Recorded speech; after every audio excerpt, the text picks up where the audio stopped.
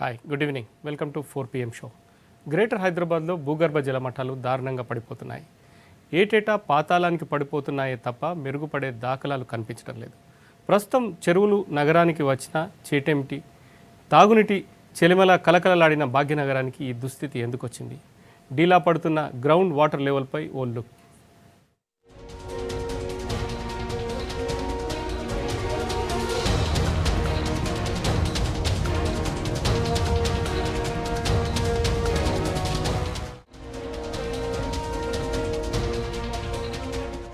ఇక్కడి నేల స్వభావం తెలియని గత పాలకులు నీటి వనరులను ధ్వంసం చేస్తే నీటి మాఫియా భూగర్భ జలాలపై గుత్తాధిపత్యం చేస్తోంది.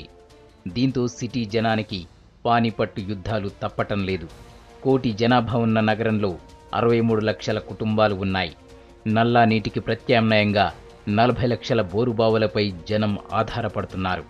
వీటిలో ఎక్కువగా నీటి మాఫియాలు తోడేస్తూ ఉంటే మిగతా జలాలను బడాబాబులుండే విల్లాలు, అపార్ట్మెంట్లు పిండేస్తున్నాయి. దాంతో భూగర్భ మట్టాలు సామాన్యులకు అందనంత లోతుకు పడిపోతున్నాయి.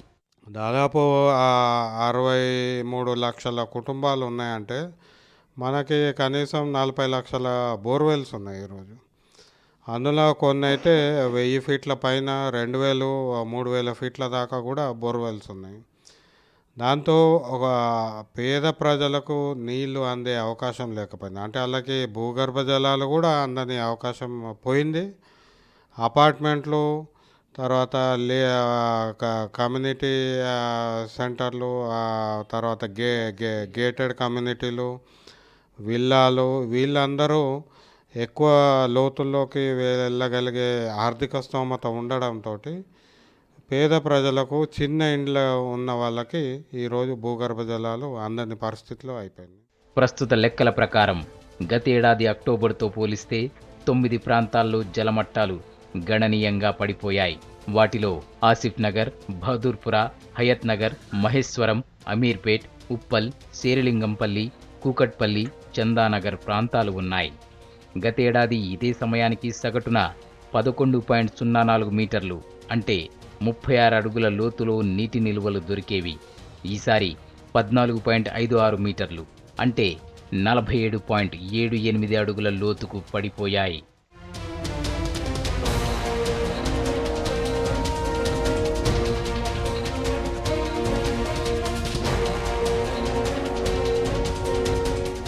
ఉమ్మడి ప్రభుత్వాల కాలంలో భూగర్భ జలశాఖను పట్టించుకున్న పాపాన పోలేదు. భూగర్భ జలాల పెంపునకు చర్యలు తీసుకోలేదు. దాంతో తాగునీటితో పాటు 70% సాగుబడి ప్రమాదంలో పడింది. 1.5 లక్షల కోట్ల విలువ చేసే 20 లక్షల బోరుబావులకు నీటి లభ్యత లేకుండా పోయింది.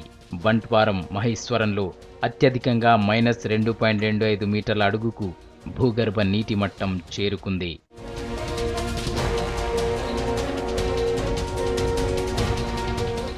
గత జూన్ నెలలో సాధారణం కంటే ఎక్కువగా 218 మిల్లీమీటర్ల వర్షపాతం నమోదైంది. కానీ భూమిలోకి ఇంకింది కేవలం 0.71% మాత్రమేనని తాజా అధ్యయనంలో తేలింది. రాష్ట్రంలోని 10 జిల్లాల్లో నేల స్వభావానికి అనుకూలంగా చర్యలు తీసుకోవాల్సిన పాలకులు అందుకు పూర్తి వ్యతిరేకంగా వ్యవహరించినట్లు స్పష్టమైంది. గత తప్పిదాలను చక్కదిద్దుతూ తెలంగాణ సర్కార్ కొత్త విధానాలను రూపొందిస్తున్నట్టు సమాచారం.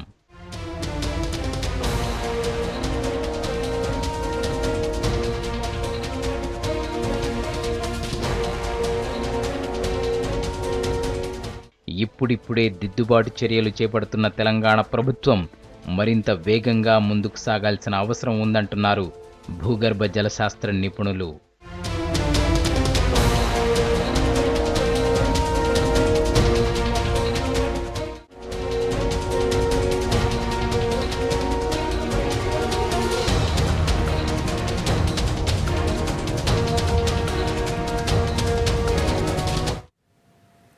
అత్యంత దుర్భర పరిస్థితి ఎదుర్కొంటున్న హైదరాబాదు తాగునీటి కష్టాలు ప్రజలకు ఏమాత్రం ఎందుకు అందించలేకపోతున్న జలమండలి ఒకవైపు, దీన్ని ఎప్పటికీ పర్యవేక్షించాల్సిన ప్రభుత్వం మరోవైపు, ఎవరికి తమకు పట్టనట్టుగా వ్యవహరిస్తుంటే అందరూ అంటే ఇటు సామాన్యులు అటు ఉన్నత ఆదాయ వర్గాల వారు ఇద్దరు కూడా ఇబ్బందికర పరిస్థితుల్లో ప్రస్తుతం ఉన్నారు.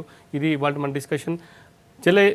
జలమండలి చేస్తున్నదేంటి, జలమండలిలో జరుగుతున్నదేంటి, ప్రభుత్వ బాధ్యత ఎంత, ప్రజల బాధ్యత ఎంత, ఈ నీటి కష్టాలకు ఎవరు కారణం, ఇది దీనిపై చర్చించేందుకు మనతో స్టూడియోలో ఉన్నారు సాంబిరెడ్డి గారు, Greater Hyderabad Loksatta general secretary, అదేవిధంగా ప్రెసిడెంట్ కామ్గార్ యూనియన్ సతీష్ కుమార్ గారు. ముందుగా సాంబిరెడ్డి గారు, మీరు నీటి లభ్యత అన్నది మనకు ఇందాక చూసాం, చాలా దారుణంగా పడిపోయింది భూగర్భ జల మట్టాలు.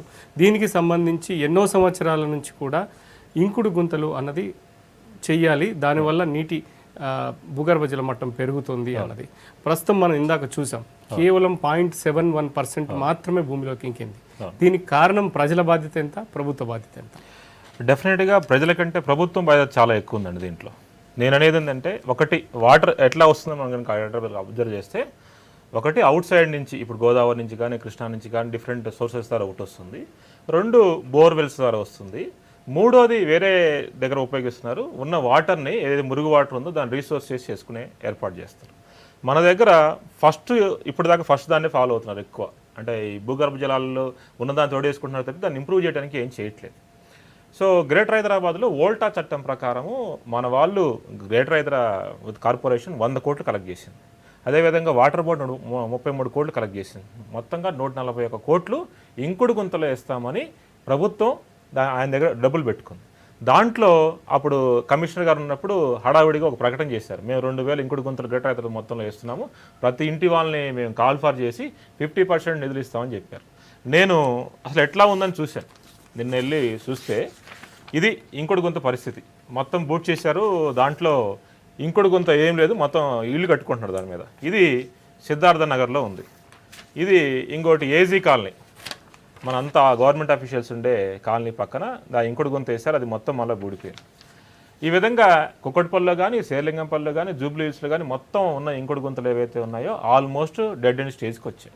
అంటే మీరు చెప్పినట్టు అందుకే 25 మిల్లీమీటర్ల వర్షపాతం పడినా కూడా 0.7% దాంట్లో ఇంకుతుందంటే డెఫినెట్గా మొత్తం కాంక్రీట్ జంగిల్ చేశారు. ఇంతకుముందు బీటీ రోడ్స్ వేసేవాళ్ళు, ఇప్పుడు మొత్తం ఏం చేస్తున్నారు, సిమెంట్ రోడ్లు వేసేసి ఆ సిమెంట్ రోడ్లో డెఫినెట్గా వాటర్ పోదు కాబట్టి మనకి వర్షపాతం దాంట్లో ఇంకట్లేదు వర్షపు నీరు. రెండోది ఏంటంటే, మనం కనుక ప్రజల్లో అవేర్నెస్ ఉందా అంటే డెఫినెట్గా వాళ్ళు చాలా అసోసియేషన్స్ వాళ్ళు మేము వెళ్తే అంటున్నారు, సార్ మేము చాలాసార్లు అడిగాను సార్, సిబిసిఐడి కాలనీ వాళ్ళు 10 సార్లు రిప్రజెంట్ చేశారంట జిహెచ్ఎం వాటర్ బోర్డుకి, ఆ తర్వాత జిహెచ్ఎంసీకి, సార్ మేము ఇక్కడ ఇంకుడు గుంతలు ఏర్పాటు చేసుకుంటాం, మాకు ఏర్పాటు చేయండి అని. వాళ్ళని పట్టించుకోవట్లేదు.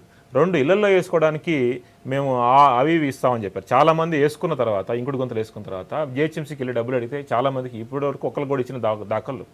అంటే దీంట్లో ప్రభుత్వం ఎస్పెషల్లీ గ్రేటర్ హైదరాబాద్ కానీ వాటర్ బోర్డు కానీ పూర్తిగా ఫెయిల్ అయింది. మేము 2 months క్రితం కూడా వాటర్ బోర్డుకి చెప్పాం, అయ్యా రానున్న రోజుల్లో మనకు వర్షం తక్కువ పడింది ఈ సంవత్సరం, మనకి సింగూరు కానీ లేకపోతే మంజురాజ కానీ లేకపోతే హైతనగర్ కానీ ఇవన్నీ ఎండిపోబోతున్నాయి, వాటిల్లో మనకి వర్షం రాదు కాబట్టి మనం బోర్వెల్స్ ఇంప్రూవ్ చేసుకోవాలి, దానికోసం కనుక మనం ఇంకుడు గింతలను ఇప్పటి నుంచి కనుక చేయగలిగితే చాలా బాగుంటుందని చెప్పాం. ఒక్కళ్ళు ఈ రోజు వరకు పట్టించుకోలేదు. ఇప్పుడు కూడా ప్రభుత్వం దాని మీద సరి చూపుతుందని నేను అనుకోవట్లేదు. మనం కనుక లెక్కలు చూస్తే ఈ 5 సంవత్సరాలు ఎంత కలెక్ట్ చేశారని సుమారు 22 కోట్ల రూపాయలని ప్రజల దగ్గర ముక్కుబిండి వసూలు చేశారు. 5 సంవత్సరాలు కూడా వేసింది ఎంత అంటే 6.82 కోట్లు మాత్రమే, అంటే చాలా తక్కువ వేశారు. వేసిన వాటిలో కూడా ఇందాక నేను చెప్పాను కదా, ఉన్నాయి మొత్తం ఆల్మోస్ట్ డెడ్ స్టేజ్కి వచ్చాయి. ప్రభుత్వం పూర్తిగా నిర్లక్ష్యం ఉంది. రెండోది, ప్రజలను భాగస్వామ్యులు చేయాలి. మొన్న కమిషనర్ గారు చెప్పారు, పరిచయం అనే కార్యక్రమం పెడతా ఉన్నారు. ఈ పరిచయం అనే కార్యక్రమంలో ఇటువంటిది కూడా పెడితే డెఫినెట్గా రానున్న రోజుల్లో భూగర్భ జలాలు పెరుగుతాయి. దాంతోపాటు మనకి అవుట్ సైడ్ వాటర్ సోర్స్ తక్కువ అవుతాయి కాబట్టి ఇప్పుడున్న ఏదైతే వాళ్ళు చెప్తున్నారు, వాటర్ బోర్డు చెప్తుందంటే 415 MGD వాటర్ మనకు వస్తుందని చెప్తున్నారు. ఆ వాటర్ సరిపోయే అవకాశం ఉంది. మూడోది ఏం చేయాలంటే, ఇప్పుడు ఏదైతే డ్రైనేజ్ వేస్ట్ ఉందో దాన్ని మొత్తాన్ని క్లీన్ చేసి మళ్ళీ రీసైక్లింగ్ చేసి దాన్ని కనుక వాడగలిగితే డెఫినెట్గా రానున్న రోజుల్లో గ్రేటర్ హైదరాబాద్ కష్టాలు తగ్గుతాయి. మనకి ఎగ్జాంపుల్స్ కూడా ఉన్నాయి. చెన్నై తీసుకోండి, చెన్నై ఒకప్పుడు చాలా నీటి ఎద్దడి ఉండేది. అసలు అక్కడ ప్రజలు చాలా కష్టాలు పడితే అప్పుడు ఉన్న ఎన్టీ రామారావు గారి దగ్గరికి వెళ్ళి తెలుగంగ ప్రాజెక్ట్ చేసి అక్కడి నుంచి తీసుకెళ్లారు. ఇప్పుడు చెన్నై తీసుకోండి, చెన్నైలో చాలా వాటర్ సమస్య చాలా తక్కువ ఉంది. ఎందుకంటే అక్కడ ప్రతి ఇంటికి ఇంకుడు గుంత ఏర్పాటు చేశారు. ప్రజలకి రెస్ట్రిక్ట్ చేశారు, మీ ఇంట్లో ఇంకుడు గుంత లేకపోతే మాత్రం మీ డ్రైనేజ్ బయటికి రానివని మొత్తం స్ట్రిక్ట్గా పెట్టారు. మన వాళ్ళు ఎక్కడన్నా ఒక దగ్గర చేశారా? గవర్నమెంట్ స్ట్రిక్ట్గా ఉంటే డెఫినెట్గా రానున్న రోజుల్లో గ్రేటర్ హైదరాబాద్ వాటర్ సమస్య సాల్వ్ అవుతుంది. లేకపోతే మళ్ళీ కంటిన్యూ మనం. సతీష్ కుమార్ గారు, అంటే తను భవిష్యత్తులో ఎట్లా ఉండబోతుంది, ప్రభుత్వ వైఫల్యం గురించి దాని మీద అవేర్నెస్ లేదు అనే విషయాన్ని పక్కన పెడతాం. తను సాంబరెడ్డి గారు చెప్పినట్టుగా మీరు జలమండలిలో కామగారు యూనియన్కి ప్రెసిడెంట్గా ఉన్నారు. జలమండలికి సంబంధించి ఉన్న నీటిని కరెక్ట్గా ప్రజలకు ఏ విధంగా చేరవేయాలి అన్న దీంట్లో మీరు మొదటి చెప్తున్నారు అధికారుల లోపం అంటారు, చాలా మటుకు ఉద్యోగుల బాధ్యత అని మీరు అంటున్నారు. అంటే ఈ ఇద్దరి మధ్యలో కోఆర్డినేషన్ ఎందుకు ఉండలేకపోతుంది, అధికారులు ఉద్యోగుల మధ్యలో? ఇప్పుడు కోఆర్డినేషన్ లేదు అని ఎవరైతే అంటున్నారో తప్పు సమాచారం. ఉద్యోగులు అధికారులు చెప్పినటువంటి వర్క్ని 100% చేయడానికి ప్రయత్నం చేస్తారు ఎవరైనా కానీ. ఇక్కడ వచ్చినటువంటి మెయిన్ ప్రాబ్లం ఏంటంటే గతంలో మన హైదరాబాద్లో ఉన్నటువంటి కనెక్టివిటీని కనుక ఒక్కసారి మనం ఇలా పోల్చుకుంటే గతంలో 1,50,000 కనెక్టివిటీ ఉన్నప్పుడు దగ్గర ఒక 6,000 మంది పనిచేసినారు స్టాఫ్. ఈరోజు మనకు 7 లక్షల పైన కనెక్టివిటీ వచ్చింది హైదరాబాద్లో.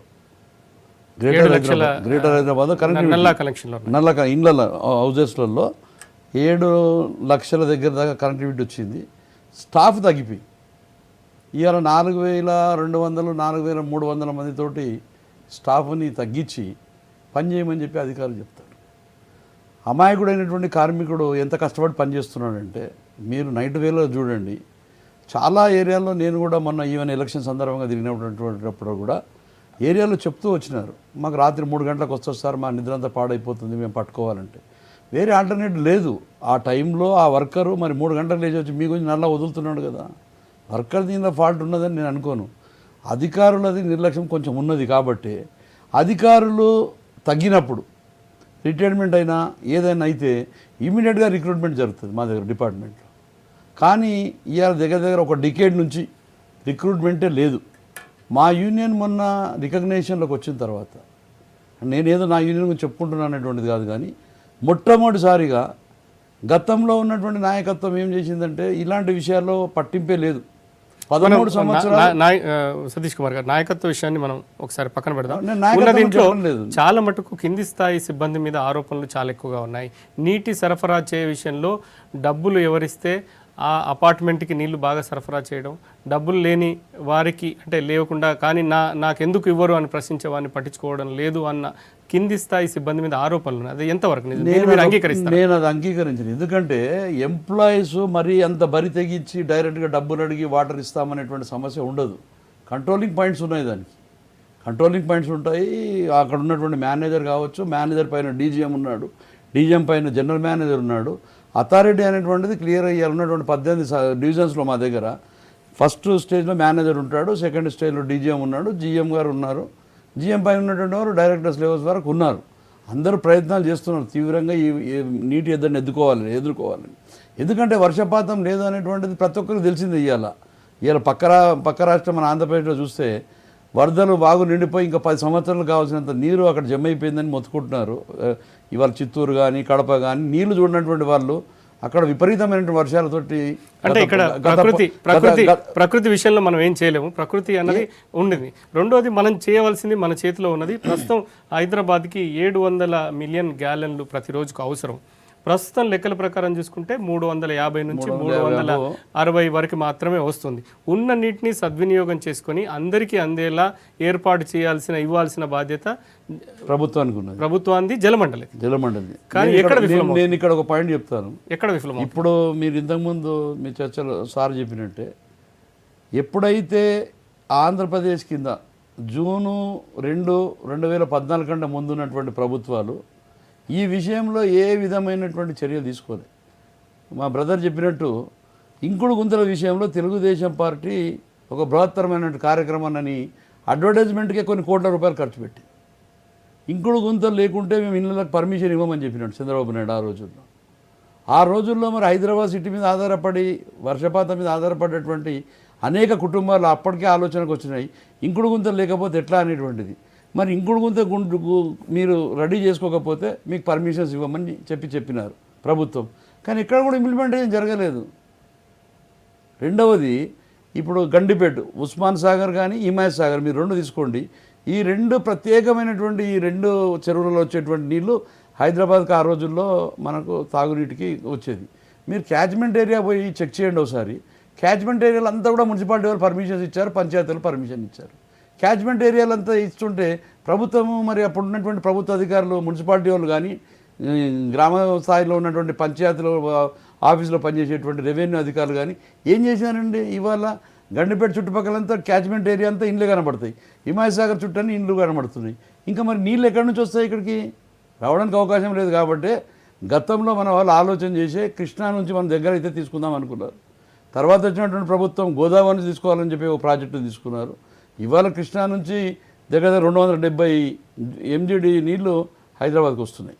3వ ఫేజ్ కంప్లీట్ అయింది. కాబట్టి మొన్న జరిగినటువంటి ఇనాగరేషన్లో అంటే 90 ఫేజ్ 1, ఫేజ్ 2, ఫేజ్ 3 కృష్ణాలో 270 MGD ఈరోజు హైదరాబాద్కు చేరుకున్నాయి.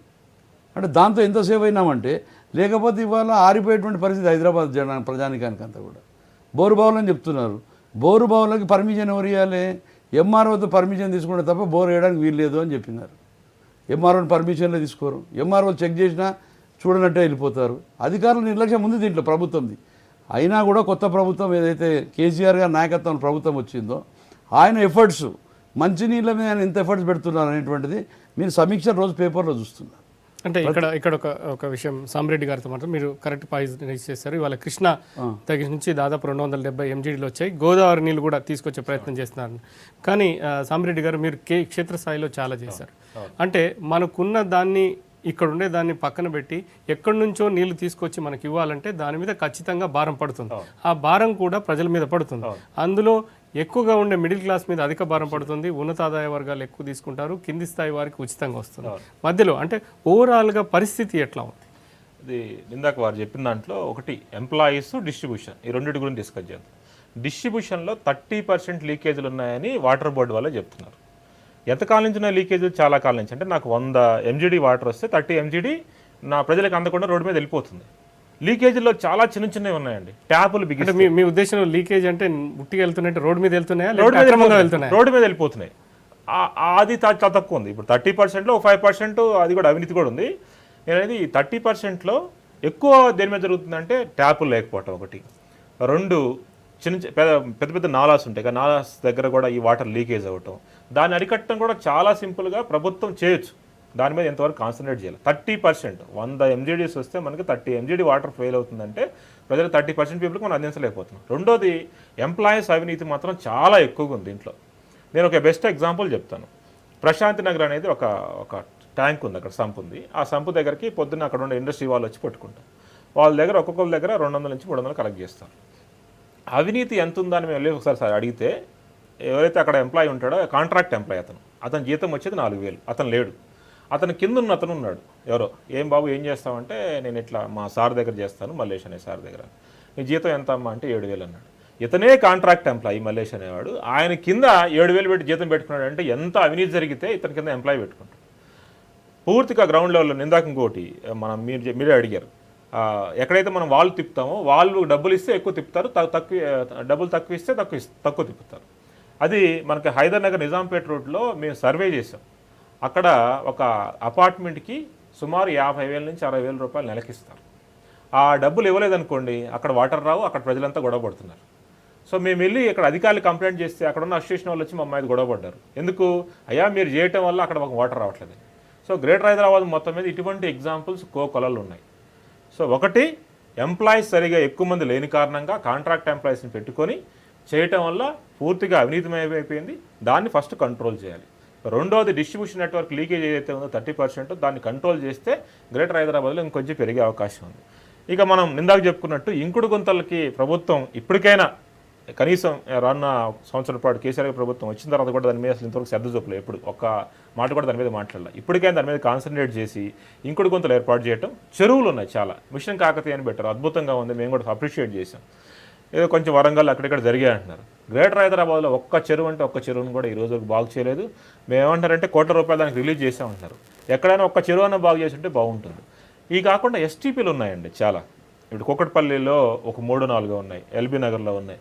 ఆ ఎస్టీపీల్లో వచ్చే వాటర్ ఏదైతే ఉందో దాన్ని క్లీన్ చేసి మళ్ళీ చెరువులోకి వదులుతారు.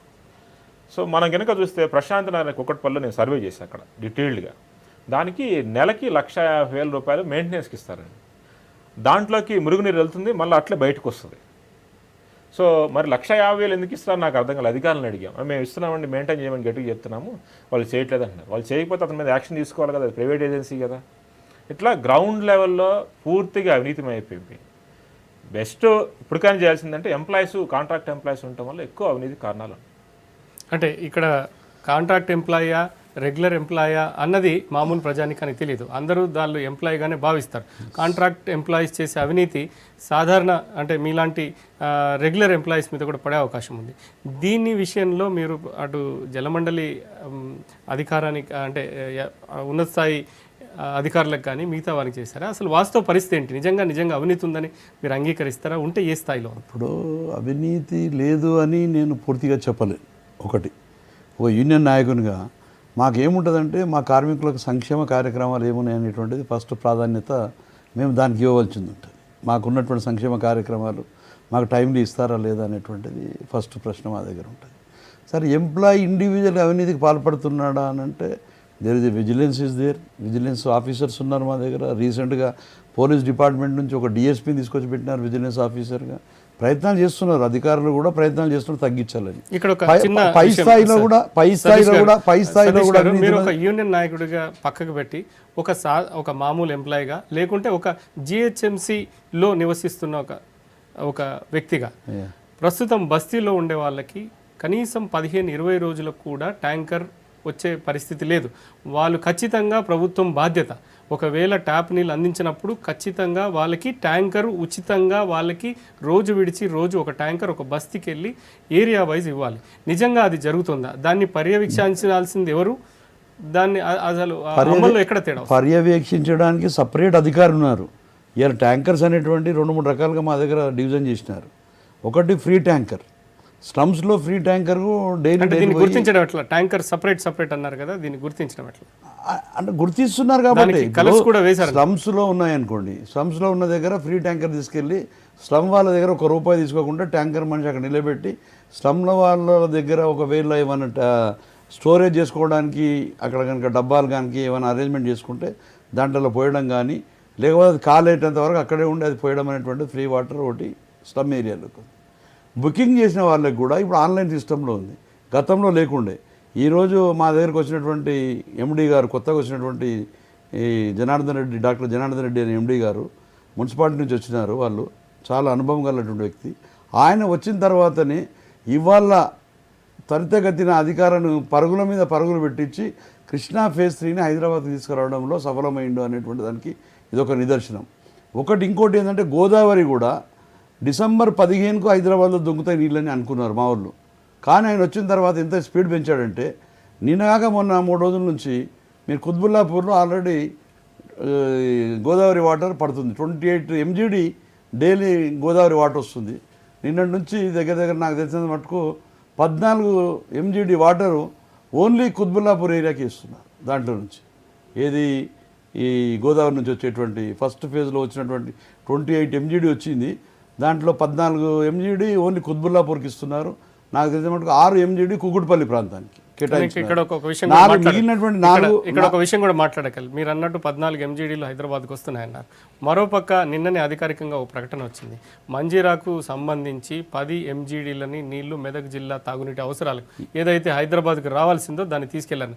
అంటే మొత్తంగా చూస్తే 4 MGDలు మాత్రమే అదనంగా వచ్చే పరిస్థితి. 28 MGD గోదావరి నుంచి వస్తుంటే దాంట్లో 14 MGD కుత్బుల్లాపూర్లో వాడుతున్నారు. రేపటి నుండి మీరు అన్నట్టు ఏంటంటే ఇవాళ వరకు మంజీరా సెంగూరు నుంచి వచ్చినటువంటి వాటర్ ఏదైతే 10 and 5 రావాల్సిందో అది వచ్చేసింది. రేపటి నుంచి మీరు అన్నట్టు మార్చేసి నిన్న వచ్చినటువంటి పేపర్లో వచ్చిన విధంగా రేపటి నుంచి ఆ వాటర్ని మెదక్ జిల్లాకి ఇవ్వాలనేటువంటిది ఒక నిర్ణయం ప్రభుత్వం తీసుకుంది. అంటే ముఖ్యమంత్రి గారు తీసుకున్నటువంటి కృషి ఏంటి అనేటువంటిది మీకు క్లియర్గా అర్థమవుతుంది. వాటర్ గ్రిడ్ ద్వారా కానీ ఏ సంస్థ ద్వారానైనా కానివ్వండి, ప్రజానికానికి వచ్చేటువంటి 2-3 సంవత్సరాల్లో ఆడపడుచు ఎవరు కూడా బిందె పట్టుకొని రోడ్డు మీద కనబడకూడదు అనేటువంటిది ఒక ఆయన కాన్సెప్ట్ పెట్టుకొని వాటర్ గ్రిడ్ అనుకోండి మీరు అనేక ఆ రకంగా డెవలప్ చేస్తున్నారు. కాబట్టి మంజీరా అండ్ సింగూరు నుంచి వచ్చేటువంటి నీటిని రేపు రాబోయేటువంటి రోజుల్లో అధికంగా ప్రాధాన్యత మెదక్ జిల్లాకు ఇవి ఇచ్చేసి మెదక్ జిల్లా మొత్తానికి ఆ వాటర్ని అక్కడ యూజ్ చేయాలనేటువంటిది కాన్సెప్ట్ అనేటువంటిది క్లియర్గా అర్థమైంది. ఎందుకంటే ఒకవేళ గోదావరి టోటల్గా కంప్లీట్ అయిపోయింది, టోటల్ కంప్లీట్ అయితే గోదావరి ఫ్యాక్ట్ ఎంత అంటే 172 ఎంజీడీ 172 ఎంజీడీ గోదావరి నుంచి హైదరాబాద్కి వస్తుంది. సతీష్ గారు, ప్రస్తుతం అంటే మనం భవిష్యత్తు గురించి వచ్చే సంవత్సరం వర్షాలు పడతాయా లేదా, లేకుంటే 172 ఎంజీడీలు అవుతాయి. ప్రస్తుతం ఉన్న ఈ సమ్మర్ వరకు మనకి అధికంగా నీళ్ళు వచ్చే పరిస్థితి లేదు. ఖచ్చితంగా ఏ అద్భుతం కూడా జరిగే అవకాశాలు కూడా కనపట్లేదు. ఉన్న నీటిని సద్వినియోగం చేసుకుంటే తప్ప కొద్దో గొంతు తడిసే అవకాశం ఉంది. ఈ పరిస్థితిలో సామిరెడ్డి గారు చిన్న విషయం, సారీ ఇంటరప్షన్, ఇక్కడ ఒక చిన్న విషయం చెప్తాను. ఏంటంటే ఈ రోజు వరకు కూడా మేము కూడా అడుగుతున్నాం మేనేజ్మెంట్ని, ఈ యూనియన్ పరంగా వేస్ట్ వాటర్ అనేది మిత్రుడు చెప్పినాడు. వేస్ట్ వాటర్ అనేటువంటి 30% కాదు, నాకు తెలిసినటువంటి 30 కంటే కొంచెం ఎక్కువనే ఉంటుంది అనిపిస్తుంది. 30% కంటే ఎక్కువ ప్రజానీకం వేస్ట్ చేస్తున్నటువంటి వాటర్ ఏదైతే ఉందో ఇప్పుడు నల్లా తిప్పుతారు. ఆ బిందె నిండిన తర్వాత కూడా నల్లా బంద్ చేయరు. ఇప్పుడు ప్రజలను కూడా మనం ఎంకరేజ్ చేయాల్సిన అవసరం ఉంది. ప్రజలకు కూడా నిజ నిర్ధారణ చేయాలా, మీరు వేస్ట్ చేయకండి వాటర్ని, వాటర్ షార్టేజ్ ఉంది. ఇది ఇప్పుడు మద్రాసు సెట్ అయిందని అని చెప్పాడు బ్రదర్, ఏది ఇంకుడు గుంతల ద్వారా మద్రాసు సెట్ అయిందని చెప్పినారు. ఆ రకంగా నేను కూడా ఇవాళ జలమండలి యాజమాన్యంతో ఒకటే కోరుతున్నాను, ఒక ఐఏఎస్ ఆఫీసర్, బ్రహ్మాండమైన IAS officer, experienced IAS officer, ఆయనకు ఉన్నటువంటి మొత్తం ఎఫర్ట్స్ని పెట్టుకుంటూ నిజంగా కూడా we also as A union leaders we never expected that with in this time 15th డిసెంబర్కి వస్తున్నటువంటి గోదావరిని 15 రోజుల ముందు హైదరాబాద్లో దించగలిగిన లాస్ట్ ఇయర్ గోదావరి. మీరు అంటే ఇప్పుడు మనం విషయం ఏంటంటే ఎప్పుడు వస్తుంది గోదావరి అనేది, కానీ మీ అనుభవంతో మీరు చేశారు, క్షేత్ర స్థాయిలో మీరు చాలా చేశారు. ఇప్పుడున్న పరిస్థితుల్లో మనకున్న నీటి లభ్యత నుంచి ఈ క్రైసిస్ నుంచి బయటపడాలంటే ప్రస్తుతం ప్రత్యామ్నాయంగా ప్రభుత్వం ఏం చేస్తే మామూలు కనీసం తాగేటందుకు నీళ్ళు వచ్చే పరిస్థితి? ఇప్పుడు ఒకటి సార్, లీకేజ్ని అరికట్టకుండా వచ్చే వాటర్ సరిపోవటం అనేది ఇంపాసిబుల్. ఎందుకంటే మనకు వస్తున్న వాటర్ తక్కువ కాబట్టి అది చాలా ఇంపాసిబుల్. రెండవది, బోర్వెల్స్ వేస్తున్నారు మన వాళ్ళు. జిహెచ్ఎంసీ ఏం చేస్తుందంటే సంవత్సరానికి ఒక డివిజన్ లెవెల్లో సుమారు 50 లక్షలు, అంటే ఒక గ్రేటర్ హైదరాబాద్ మొత్తం మీద 36 కోట్ల రూపాయలు ఖర్చు పెడుతుంది సుమారుగా. ఏం చేస్తుందంటే ఒక 140 ఫీట్స్ వరకు ఏదో పర్మిషన్ ఇస్తారు, తర్వాత ఇంకా పర్మిషన్ ఇవ్వరు. నేను అనేది ఏంటంటే ఎక్కడైతే వాటర్ రిసోర్సెస్ ఉన్నాయో అక్కడ జిహెచ్ఎంసీ వాళ్ళు బోర్వెల్స్ వేసి అవి స్లమ్స్లో కానీ ఇంకో దగ్గర అందే ఏర్పాటు చేయాలి. మూడోది ఒకటి ఉంది, వాటర్ మాఫియా ఒకటి ఉంది. మేము గోకుల్ ప్లాంట్స్లో ఒక సర్వే చేసాం. 12 RO ప్లాంట్స్ ఉన్నాయి, 3 ఈ వాటర్ తోడేసేసి అమ్మేస్తున్నారు. ఇవన్నీ వెంటనే బంద్ చేయాలి. బంద్ చేసి ప్రభుత్వమే అటువంటి దగ్గర ప్రజలకు ఫ్రీగా కనుక ఏర్పాటు చేయగలిగితే ఇంకొంచెం జరుగుతుంది. మూడో, చెరువులు ఏవైతే ఉన్నాయో ఆ చెరువుల్ని ఈ ఎస్టీపీల ద్వారా వచ్చే సివరేజ్ ట్రీట్మెంట్ ప్లాంట్ ఏదైతే ఉందో దాన్ని మొత్తం క్లీన్ చేసి వాటర్ ఆ చెరువుల్లో కనుక వదలగలిగితే అవి గ్రౌండ్లోకి ఇంకుతాయి. ఆ చుట్టుపక్కల ఉన్న ప్రాంతాలలో వాటర్ సమస్య సాల్వ్ అయ్యే సమస్య ఉంది. థ్యాంక్ యూ అండి సామిరెడ్డి గారు, థ్యాంక్ యూ అండి సతీష్ గారు. మొత్తానికి హైదరాబాద్ నీటి సమస్య మీద కంటిన్యూస్గా V6 ఎఫర్ట్ పెడుతుంది. దానికి ఎప్పటికప్పుడు సమస్య తీవ్రత ఎంత ఉంది, ప్రత్యామ్నాయ మార్గాల గురించి ఇవాళ ఉదయం నుంచి కథనాలు ప్రసారం చేస్తుంది. ఇది ఇట్లాగే కంటిన్యూ అవుతుంది. ఇందాక చెప్పినట్టుగా ప్రత్యామ్నాయ మార్గాల మీద కూడా ప్రభుత్వం, ఇటు ప్రజలు కూడా ఆలోచించాల్సింది. నెక్స్ట్ బులెటిన్ కూడా నీటి సమస్య మీద మరో సూచనలు, సలహాలతో మీ ముందుకు వస్తాం. Keep watching 4PM news, V6 news as it is.